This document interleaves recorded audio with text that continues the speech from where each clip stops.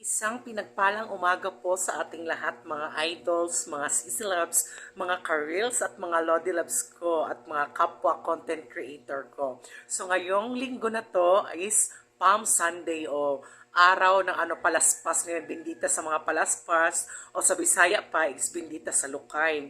So pali ngayon pong araw na to, so ayan, kailangan nating magsimba or else kanang pwede kayong gumawa lang din ng mga palaspas kasi noon dati, nung bata pa ako, mag-share lang ako. Nung bata pa kami, ayan, gumagawa talaga kami ng palaspas. Unang-una, kumukuha kami ng nyog. Tapos, pinuputol namin yung sanga ng nyog. Tapos, ang ginagawa namin, kada sanga niya, kumukuha kami yung medyo yung ano pa ba, yung parang bata pa. Kasi ay talaga maganda gawing palaspas. So, dinidesign na namin, gumagawa kami ng mga cross-cross. Tapos yung iba nga, yung kapitbahay namin, lalo na kapag pagod na sila gumawa ng palaspas, is bumibili na lang sila. So, yung iba na malapit sa mga simbahan, ayun, lalo na kapag may mga bata din na magagaling mag-design sa mga palaspas, pwede nyo rin kayo magka-income nun. Kasi nga, unang-una, yung mga kapitbahay nyo na tamad na gumawa ng palaspas, pwede nyo ibenta.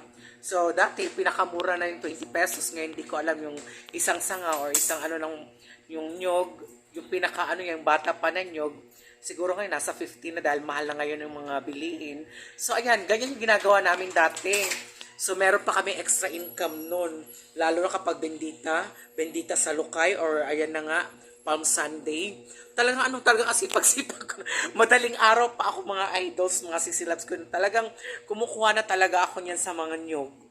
Talaga naghahanap na ako yung bata pa yung kung sa pa, dabong. Kada bitaw dabong pang bitaw sa lubi na mo na siya among ginakuha sa una mo na niya kay mayo mo pud ko mag-design ang yung iyaan ang yung lola, so mo na siya na ako'y extra income sa una sayo pa kay ko mo adto na ko kanang sa kilid sa simbahan na mamaligya na jud mi ana sa una ingana among life sa una. So mo na karon mga kabataan, mga bata, so dapat productive din po tayo ngayon. Kung alam nyo meron kayong extra income, so ayun, gawin nyo na din para at least meron kayong sideline, di ba? May baon pa kayo sa eskwelahan. Tapos aside yan, pwede pa kayo magbigay din sa mga parents nyo. Makapagbigay pa kayo ng konting pambili ng bigas or ulam ba, di ba? So ayan, at least gawin natin productive ang ating everyday life. So ayan lang po yung konting sharing ko sa aking mga thoughts. Dahil kasi ngayon, Palm Sunday. So ayan, nagbigay lang ako ng konting mga idea. So maraming salamat po sa inyong panunood. And once again, thank you for watching and God bless us all. Mag-iwan lang po kayo ng bakas para mabalikan po ko po kayo. And happy Sunday. Bye! Mwah!